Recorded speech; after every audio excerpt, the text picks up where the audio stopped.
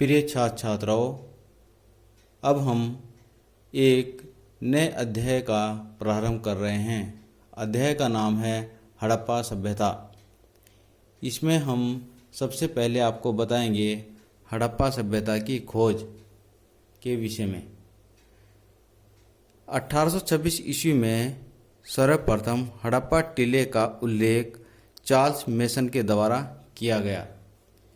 सबसे पहले किस बात का ध्यान रखना है कि 1826 ईस्वी में सर्वप्रथम हड़प्पा टीले का उल्लेख चार्ल्स मेसन के द्वारा किया गया। फिर 1826 ईस्वी में कराची से लाहौर, ध्यान रखने वाली बात है, 1856 में कराची से लाहौर तक रेलवे लाइन बिछाए जाने के दौरान उस टीले की खुदाई की गई।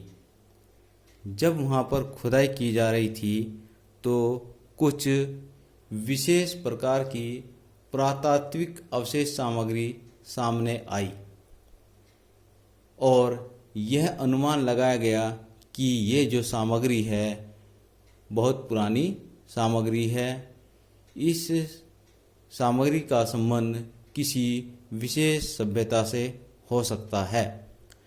खुदाई कराने वाले इंजीनियर वहाँ पर विलियम बर्टन और जॉन बर्टन और विलियम बर्टन दो अंग्रेज इंजीनियर थे जिनको वह पुरातात्विक सामग्री या पुरातात्विक अवशेष प्राप्त हुए थे, लेकिन उस समय इन अवशेषों पर अधिक ध्यान नहीं दिया गया। फिर 1873 ईस्वी में जनरल कनिंघम को भी कुछ हड़प्पाई पुरातात्विक वस्तुएं प्राप्त हुई, कुछ मोहरें प्राप्त हुईं। जनरल कनिंघम के द्वारा भी उनके काल समय को लेकर के संदेह बना रहा और वह भी किसी निष्कर्ष पर नहीं पहुँचे। हम आपको एक इम्पोर्टेंट ये यहाँ पर बताते हैं कि भारतीय पुरातात्विक विभाग के जन्मदाता जनरल कनिंघम को ही माना जाता है। जनरल कनिंघम का वास्तविक नाम है अलेक्जेंडर कनिंघम। तो अगर कहीं भी आपको जीके में क्वेश्चन पूछा जा सकता है कि भारतीय पुरातात्विक विभाग के जन्मदाता कौन हैं, तो वह है जनरल कनिंघम। अब हम आगे बढ़ते हैं। 1912 ईस्वी में रॉयल एशियाटिक सोसाइटी द्वारा एक लेख प्रकाशित किया गया। रॉयल एशियाटिक सोसाइटी के द्वारा एक पत्रिका प्रकाशित की जाती थी। उस पत्रिका में हड़प्पा सभ्यता से संबंधित लेख प्रस्तुत किया गया। अब उसके बाद इस सभ्यता के विषय में अन्य कई पुरातात्विकविदों को भी जानकारी प्राप्त हुई। अब यहाँ पर इसको कुछ महत्व दिया जाने लगा।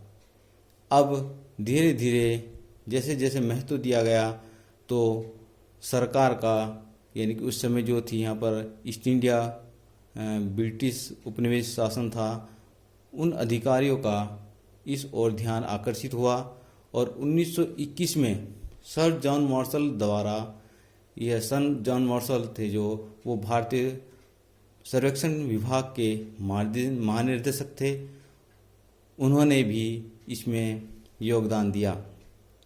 1921 में सबसे पहले दयाराम साहनी के द्वारा हड़प्पा स्थल की खुदाई कराई गई और इस प्रकार से हड़प्पा नगर, जो प्राचीन हड़प्पा सभ्यता का प्राचीन नगर था, उसकी खोज हुई। अब यहाँ पर क्वेश्चन बनता है, बहुत अधिक पूछा जाता है कि हड़प्पा स्थल की खुदाई किसने कराई या हड़प्पा नगर की खोज किसके द्वारा की गई, तो इसका उत्तर होगा 1921 में राय बहादुर दयाराम साहनी।